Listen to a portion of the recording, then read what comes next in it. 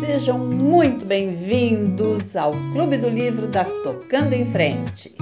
Por favor, inscrevam-se no nosso canal, curtam, compartilhem.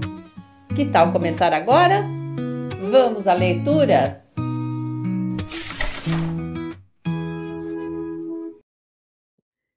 Parte 6. O que aconteceu em Warheim? Perguntou ela. Você esteve muito tempo fora. Em primeiro lugar, fui de chicote à casa do maldito carcamano e atirei-o no bebedouro dos cavalos. Depois, vendo MacLeod em pé, à porta da loja, olhando, contei-lhe o que acontecera. MacLeod reuniu alguns rapazes no botequim e nós jogamos toda a turma de carcamanos no bebedouro dos cavalos, as mulheres também, e derramamos sobre eles alguns galões de desinfetante para carneiros.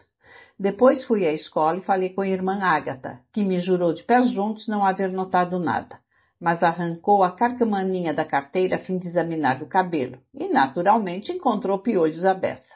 Por isso, mandou a menina para casa e proibiu-a de voltar à escola enquanto não tivesse acabado com eles. Deixei-a examinando, em companhia de irmã Declan e irmã Catherine, todas as cabeleiras da escola, e elas acabaram achando uma porção de cabeças piolhentas. Até as freiras se coçavam como loucas quando supunham que ninguém estava olhando. Sorriu a lembrar-se disso, mas tornou a ver a cabeça de Média e conteve-se. Olhou para ela de cara feia. Quanto a você, senhorita, acabaram-se os carcamanos e todos os outros, exceto seus irmãos. Se eles não servirem, paciência. Bob, estou lhe dizendo que Média não pode falar com ninguém, a não ser com você e seus irmãos enquanto estiver na escola. Entendeu? Bob assentiu com a cabeça. Entendi, sim, senhor. Na manhã seguinte, Maddie descobriu, horrorizada, que esperavam que ela fosse à escola como de costume. Não, eu não posso ir, gemeu com as mãos na cabeça. Mamãe, eu não posso ir à escola desse jeito. Irmã Ágata está lá. Pode sim, senhora, replicou a mãe, sem dar atenção aos olhares súplices de Frank. Isso lhe ensinará uma lição. Assim foi Maddie para a escola, arrastando os pés e com a cabeça envolta numa bandana castanha. Irmã Ágata não lhe deu a menor atenção, mas à hora do recreio, as outras meninas, agarrando-a, arrancaram-lhe o lenço da cabeça para ver como ficara. O rosto não estava muito desfigurado, mas a cabeça descoberta, cheia de bolhas e inflamada, era um espetáculo pouco recomendável. Assim que viu o que estava acontecendo, Bob aproximou-se e levou a irmã para um canto afastado do campo de cricket. Não dê importância a elas, Maddie, disse ele asperamente, amarrando o lenço, muito sem jeito, ao redor da cabeça dela e dando-lhe uma palmadinha nos ombros retesados. Gatas maldosas! Bem que eu queria ter pegado algum daqueles troços que havia na sua cabeça. Tenho a certeza de que não morreriam. E quando todo mundo estivesse esquecido, eu jogaria alguns em certas cabeças. Os outros garotos da família Clare juntaram-se aos dois e ficaram aguardando Maddie até o toque do sino. Teresa Anúncio apareceu na escola por um momento com a cabeça raspada. Tentou atacar Maddie, mas os meninos a seguraram com facilidade. Enquanto se afastava, atirou o braço direito para o ar, com o punho fechado, e bateu com a mão esquerda no bíceps do braço estendido, num gesto fascinante e misterioso que ninguém compreendeu, mas que os meninos guardaram avidamente para emprego futuro. Eu a odeio, gritou Teresa. Meu pai terá de sair daqui por causa do que seu pai fez a ele. Em seguida, virou-se e saiu correndo do pátio uivando. Maddie continuou de cabeça erguida e olhos enxutos. Estava aprendendo. Não importava o que as outras pessoas pensavam, fossem quem fossem. As outras meninas a evitavam, em parte por medo de Bob e Jack, em parte porque a notícia chegara aos ouvidos dos pais e estes lhes haviam recomendado que se afastassem dela. Muita amizade com os Clares geralmente acabava em encrenca. Por isso, Maddie passou os últimos dias da escola em Coventry, segundo a expressão deles, o que queria dizer, no mais completo ostracismo. Até irmã Ágata respeitava a nova política e despejava suas cóleras em Stuart, em vez de despejá-las em Maddie. Como acontecia com todos os aniversários dos pequenos que caíam num dia de aula, a comemoração do natalício de Maddie foi adiada para sábado, quando ela recebeu o tão desejado aparelho de chá decorado com ramos de salgueiro, arrumado numa bela mesa azul marinho de boneca, com 2 minúsculas cadeiras da mesma cor, todas feitas no tempo de folga inexistente de Frank. E Agnes, sentada numa das 2 cadeirinhas, usava um vestido novo, também azul, feito nas horas vagas e inexistentes de Phoebe. Maddie olhou sem entusiasmo para os desenhos azuis e brancos que enfeitavam cada uma das pecinhas, para as árvores fantásticas com suas engraçadas flores rechonchudas, para os vistosos padoguezinhos, para o par estranhamente silencioso de pássaros e para as minúsculas figuras que não paravam de passar pela ponte retorcida. Tudo aquilo perdera seu encantamento. Vagamente, porém, compreendeu por que a família se desfizera do último Schelling para dar-lhe o que ela, na opinião dos pais e dos irmãos, mais desejava na vida. E assim, submissa, fez chá para Agnes no pequeno bule quadrado e executou todo o ritual, fingindo-se encantada. E continuou, teimosa, a usá-lo por anos a fio, sem jamais quebrar ou mesmo lascar uma única peça.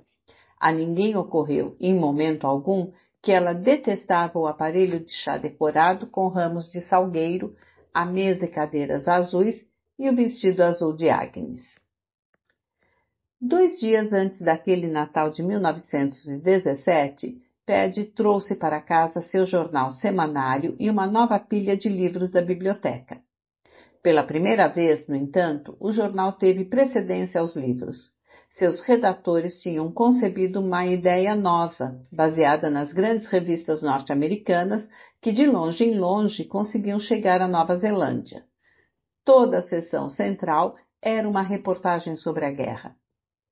Havia fotografias desfocadas dos soldados do exército australiano neozelandês escalando os rochedos impediosos de Galípoli, longos artigos que exaltavam a bravura dos soldados dos antípodas, reportagens sobre todos os australianos e neozelandeses que tinham ganho a Victoria Cross, desde a sua instituição, e um magnífico desenho de página inteira de um soldado australiano de cavalaria montado em seu cavalo de batalha, o sabre pronto para ser usado e longas plumas sedosas a enfeitar-lhe um dos lados do chapéu desabado.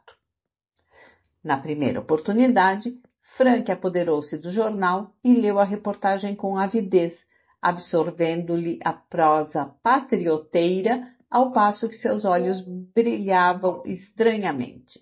— Papai, eu quero ir! Exclamou, colocando o papel sobre a mesa com gesto reverente. A cabeça de Fi virou-se de um golpe, enquanto ela derramava o cozido sobre o fogão e Paddy se enrijecia em sua cadeira Windsor, esquecido do livro. — Você é muito moço, Frank, disse ele. — Não, não sou. Tenho 17 anos, papai. Sou um homem. Por que haverão os hunos e os turcos de matar nossos homens como porcos, enquanto eu fico aqui sentado, na maior segurança? Já é tempo de um clérigo fazer a sua parte. Você é menor de idade, Frank. Eles não aceitarão. Aceitarão se o senhor não fizer objeção, apressou-se Frank em dizer, com os olhos escuros, fixos no rosto paterno. Mas eu faço objeção. Você é o único que está trabalhando agora, e nós precisamos do dinheiro que traz para casa. Você sabe disso. Mas eles me pagarão no exército. Paddy soltou uma gargalhada. O Schelling de soldado? Pois olhe, garanto-lhe que ganhará muito mais como ferreiro em Oahaine do que como soldado na Europa. Indo para lá, eu talvez tenha a oportunidade de ser algo mais do que um simples ferreiro. É a única maneira que eu tenho de melhorar, papai. Que bobagem! Francamente, rapaz, você não sabe o que está falando. A guerra é terrível. Venho de um país que há 1000 anos está em guerra. Por isso eu sei o que eu digo. Você não ouviu os caras da guerra de Boeres conversando? Pois ouça. Quando for a Oahaine, da próxima vez, preste atenção.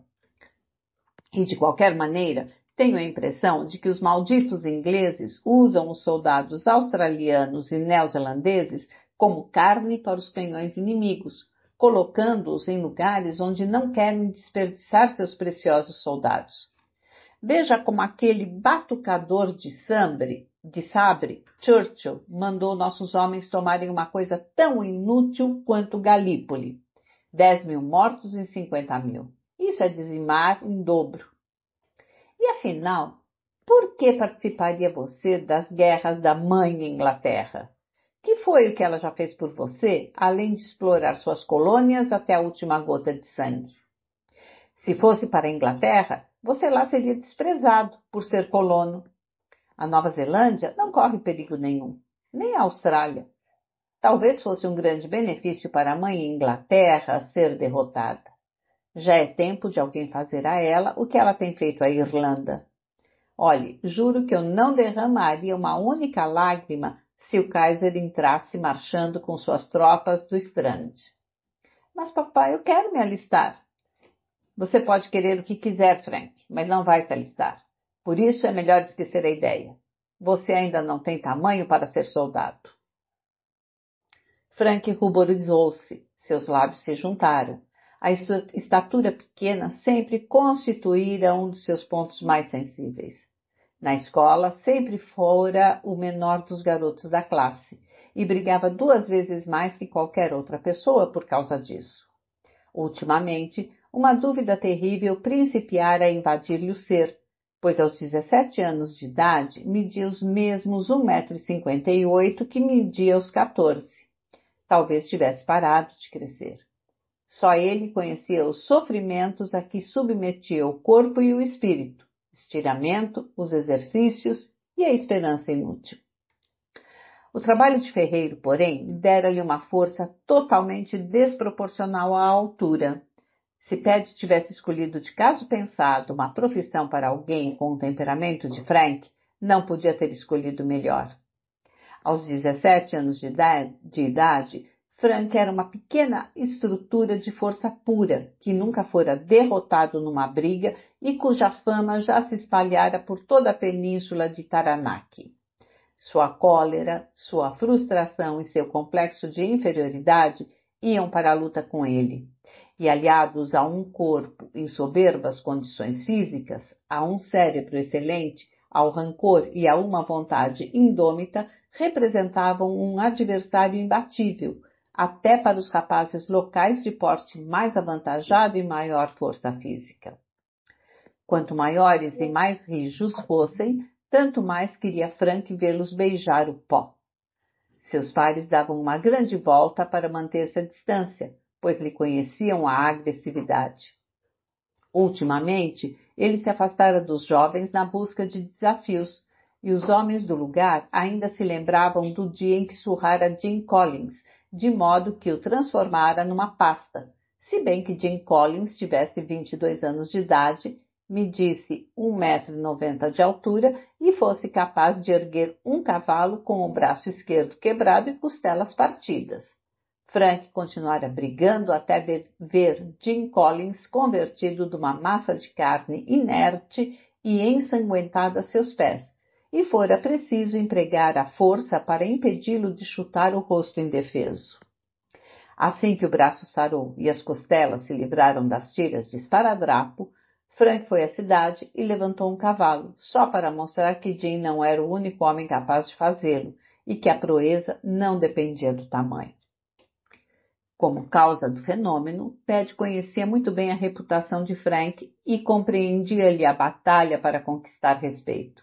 Mas isso não o impedia de zangar-se quando a briga interferia no trabalho da forja. Sendo ele mesmo um homem pequeno, Paddy tivera seu quinhão de brigas para provar a própria coragem. Mas na sua parte da Irlanda, ele não era tão pequeno assim em confronto com os outros. E quando chegara à Nova Zelândia, onde os homens são mais altos, já era homem feito. Desse modo, a altura nunca representara para o pai a obsessão que representava para o filho. Agora observava atentamente o rapaz, procurando compreendê-lo e não o conseguindo. Aquele sempre fora o mais afastado do seu coração, por mais que ele lutasse por não fazer discriminação entre os filhos. Sabia que isso mortificava a mulher que ela se preocupava com o mudo antagonismo entre eles, mas nem o amor que sentia por Fi superava a exasperação que Frank lhe provocava. As mãos curtas e bem torneadas de Frank estavam estendidas sobre o jornal aberto em atitude defensiva, e nos olhos cravados no rosto de Ped via-se uma curiosa mistura de súplica e orgulho, mas um orgulho demasiado teimoso para suplicar. Como era estranho aquele rosto! Nada tinha de Claire e nada tinha de Armstrong, exceto, talvez, uma ligeira semelhança com Fi ao redor dos olhos, se os olhos de Fi fossem escuros e fuzilassem e chispassem como os de Frank, a menor provocação. De uma coisa não carecia o rapaz, e essa coisa era a coragem. O assunto terminou de maneira abrupta com a observação de Ped acerca da altura de Frank. A família comeu cozido de coelho num silêncio incomum, e até Hugh e Jack travaram, cautelosos, uma tímida conversa à meia luz, pontilhada de gargalhadas escandalosas. Mad recusou-se a comer, olhos fixos no irmão, como se este devesse desaparecer de sua vista a qualquer momento. Frank comeu do que havia no prato por algum tempo, e assim que lhe foi possível, pediu desculpas e levantou-se da mesa. Um minuto depois, todos ouviram os golpes surdos do machado, vindos do depósito de lenha.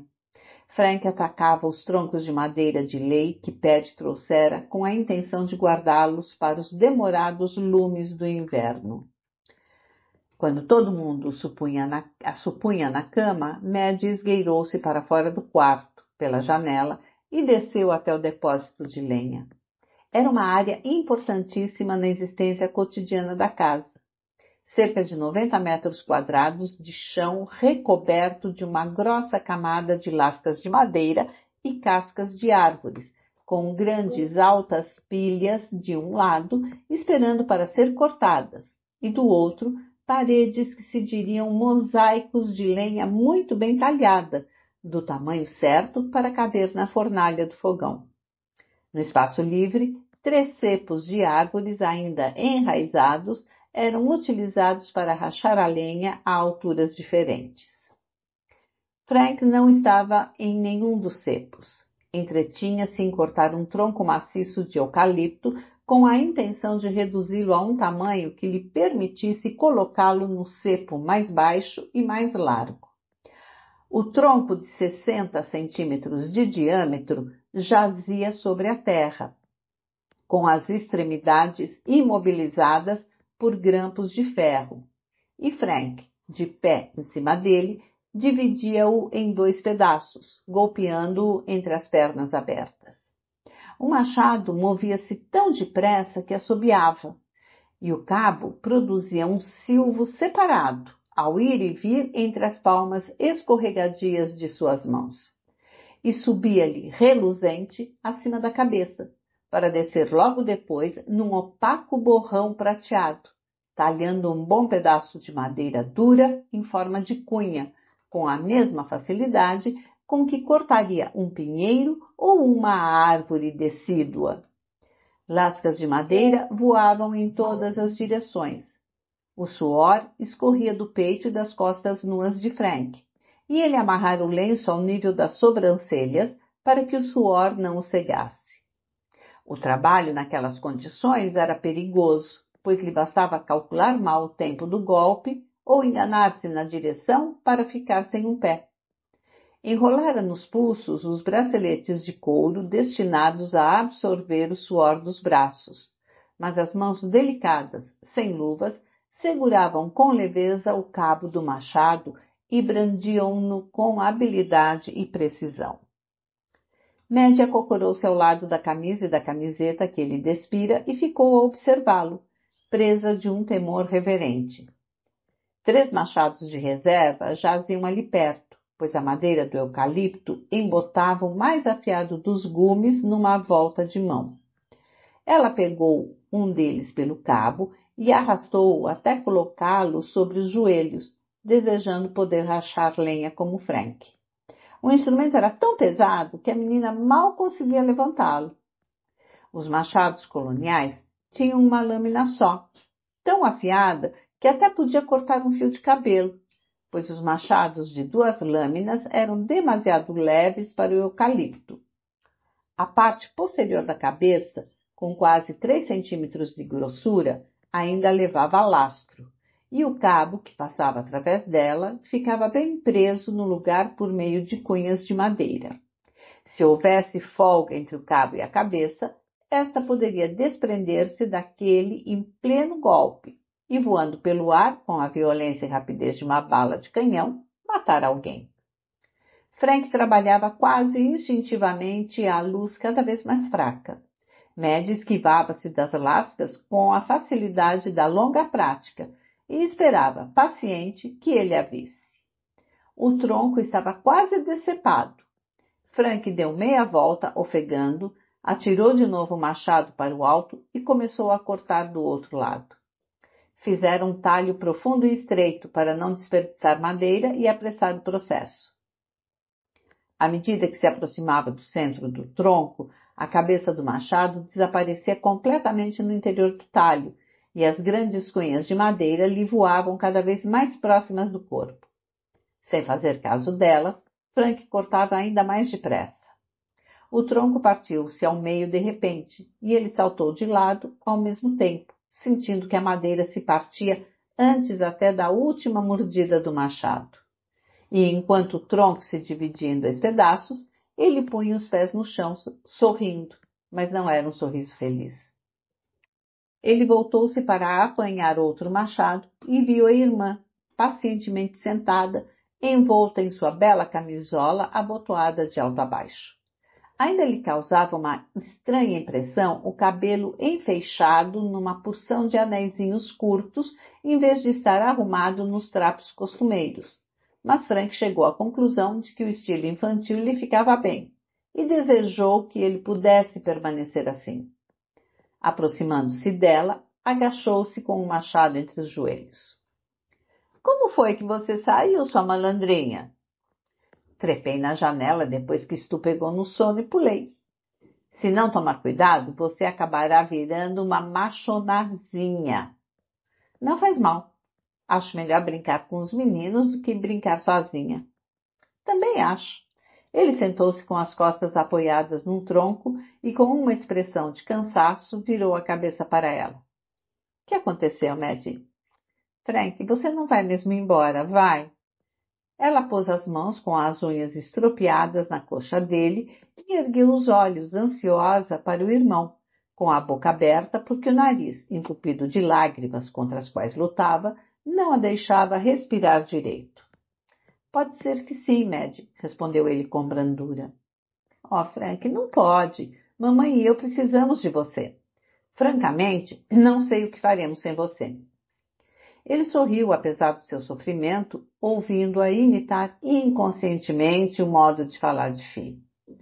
As coisas, Maddie, nem sempre acontecem como a gente gostaria que acontecessem. Você já devia saber disso.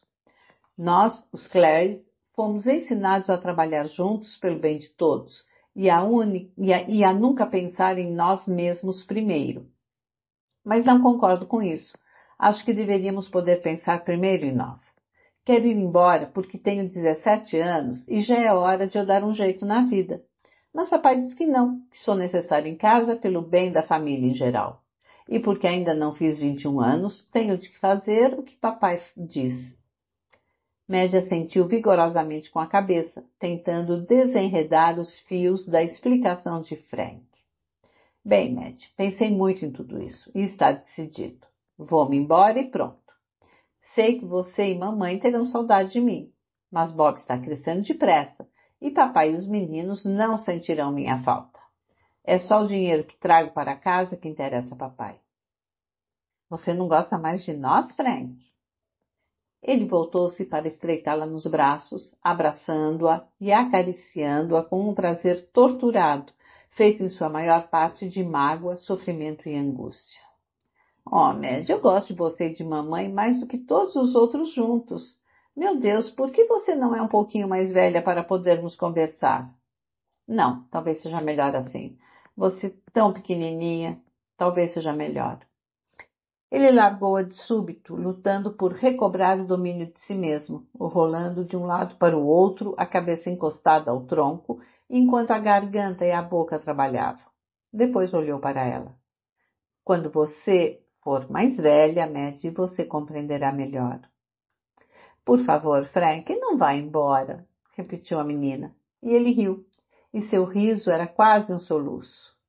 Oh, Maddie, você não ouviu nada do que eu disse? Bem, de qualquer maneira, isso não tem muita importância. O principal é não dizer a ninguém que me viu aqui esta noite, entendeu? Não quero que pensem que você está metida nisso. Ouvi sim, Frank, ouvi tudo, disse Maddie, e prometo não dizer nada a ninguém. Mas como eu gostaria que você não precisasse ir embora.